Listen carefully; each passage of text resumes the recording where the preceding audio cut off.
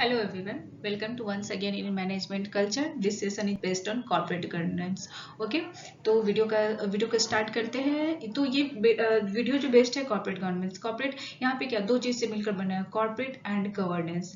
Corporate means something related with organisation, company. Okay, governance means क्या होता है, set of rule.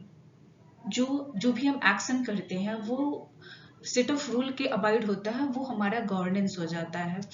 तो corporate governance की जरूरत क्यों पड़ी? पहले के टाइम में हम लोग देखते थे क्या होता था ना कि राजा के टाइम में या फिर ब्रिटिश के टाइम में क्या होता है कि राजा होता था, वर्क करवाता था, बेकार लेबर रखता था। जो लेबर वर्क करता था, जो भी उनके यहाँ काम करते थे, उनसे वो ना बेकारी काम करवाते थे, उन्हें काम करवाते थे, पैसे नहीं देते थे। ब्रिटिश के टाइम में भी क्या होता था, जो भी सेट ऑफ रूल होता था वो ओनली जो प्रॉफिट करता था ब्रिटिशर्स को प्रॉफिट देता था। जो भी इंडियन वर्क करते थे उनके लिए कोई भी रूल रेगुलेशन नहीं थी, बस उनसे काम लिया जाता था। और वो ब्रिटिशर्स क्या होता था, अपने मन मुताबिक क्या होता था, जो भी उनके यहाँ काम करते थे उसे पैसे देते। जैसे 3 कठिया होता था, ये सब चीज क्या होता था ना कि ओनली बेगारी के तौर पे ना लोगों से काम करवाया जाता था। 16-16 घंटा, 18-18 घंटा काम करवाया जा रहा है, उनको उनके अकॉर्डिंग पैसा न दिया। और ये ह्यूमैनिटी के खिलाफ भी था, क्योंकि अब ह्यूमन है, उनकी एक कैपेसिटी, एक स्टेमिना, उसी के अकॉर्डिंग वो वर्क कर सकते हैं। तो ये सब चीज जो एक तरह का ना क्या बता, मान लेते अराजकता टाइप का जो एक फैला हुआ था ऑर्गेनाइजेशन के अंदर में, इन सभी चीजों को दूर करने के लिए बहुत सारे ऑर्गेनाइजेशन के जो मेन बॉडीज थे उन्होंने एक जगह इकट्ठा होकर आपस में डिस्कस किया कि हमें एक ऐसा सेट ऑफ रूल बनाना चाहिए। बहुत सारे जो एनजीओ वगैरह थे, जो मतलब ह्यूमैनिटी के लिए काम करते थे, वो सभी एक जगह और उन्होंने इस चीज के लिए डिमांड की कि रूल बनना चाहिए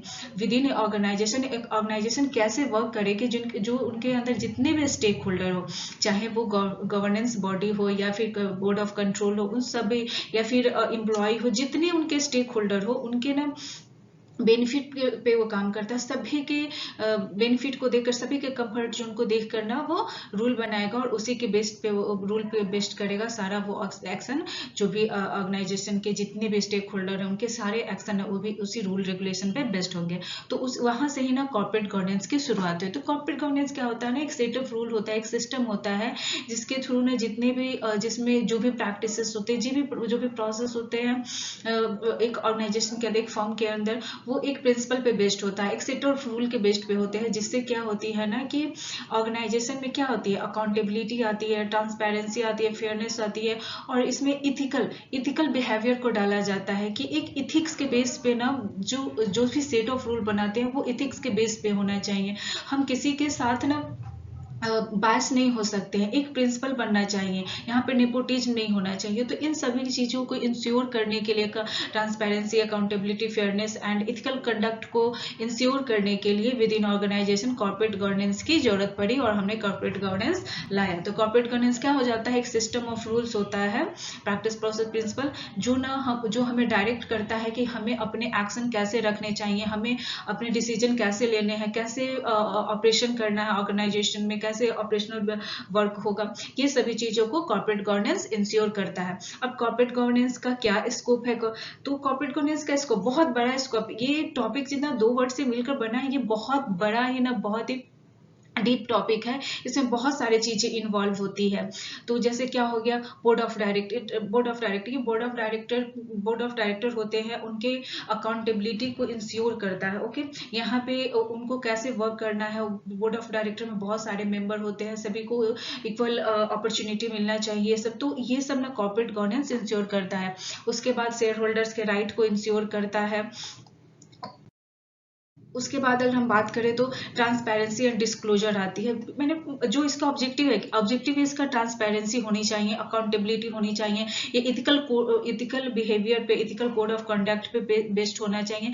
ये सब चीजें, रिस्क मैनेजमेंट जो गाइडलाइंस होना चाहिए, रूल्स होना चाहिए, कंपनसेशन प्रोसेस होना चाहिए। अगर कोई रिस्क आ रही है, अगर कोई अनसर्टेनिटी सिचुएशन आ रही है ऑर्गेनाइजेशन में, तो उसको रेगुलेट कैसे किया जाता है, उसको मिनिमाइज कैसे किया जाएगा। उसके बाद के जो भी सिचुएशन क्रिएट हो रहे हैं उसमें कैसे कंपनसेशन की सुविधा होनी चाहिए।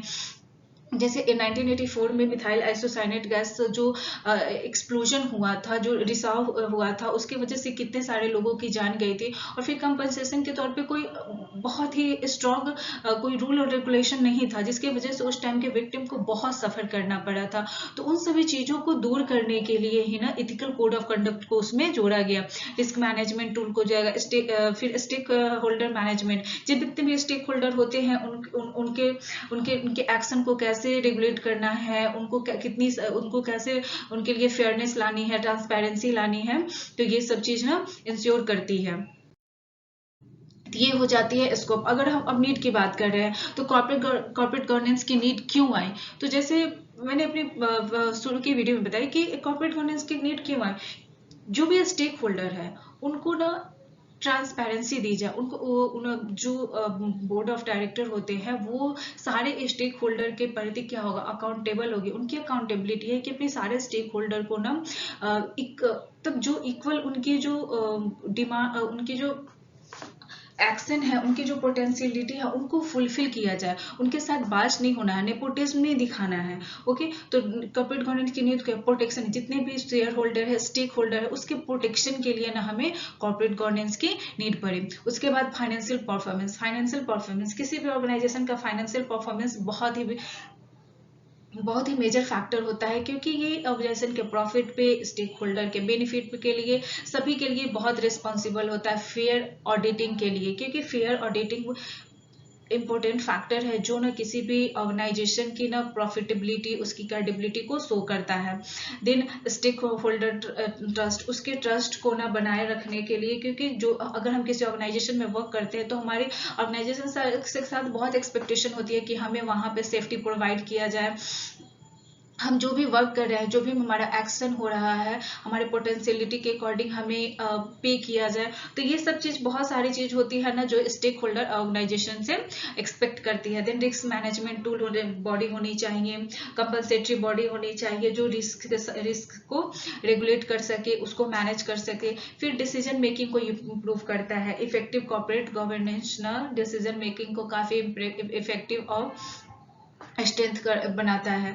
देन उसके बाद रेपुटेशन एंड ब्रांड इमेज, जो कॉर्पोरेट गवर्नेंस, तो जैसे हम टाटा की बात करते हैं, टाटा के जो ट्रस्ट वैल्यू, उसकी गुडविल है, वो काफ़ी रेपुटेड है, क्योंकि वहाँ पे रियली में जो भी स्टेक होल्डर होता है उनका बहुत अच्छे से ख्याल रखा जाता है। उनके बेनिफिट को देखा जाता है। उनके फिर जो भी उनके लिए जो एक्सपेक्टेशन है, उनके जो भी एम्प्लॉय होती है उनको देखा जाता है। लॉन्ग टर्म सस्टेनेबिलिटी, कैसे हमारा ऑर्गेनाइजेशन लॉन्ग टर्म सस्टेनेबल रहेगा, अच्छे से रन करेगा, उसका जो कैपेबिलिटी है, उसकी गुडविल को कैसे सुधारा जाए, ये सब चीज़ ना को इंश्योर करने के लिए कॉर्पोरेट गवर्नेंस की नीड पड़ी। आई होप गाइज कि आपको ये वीडियो पसंद आई हो और आपको हेल्पफुल हो, आपको कॉर्पोरेट गवर्नेंस के कंसेप्ट को अंडरस्टैंड करने में। Thank you guys so much.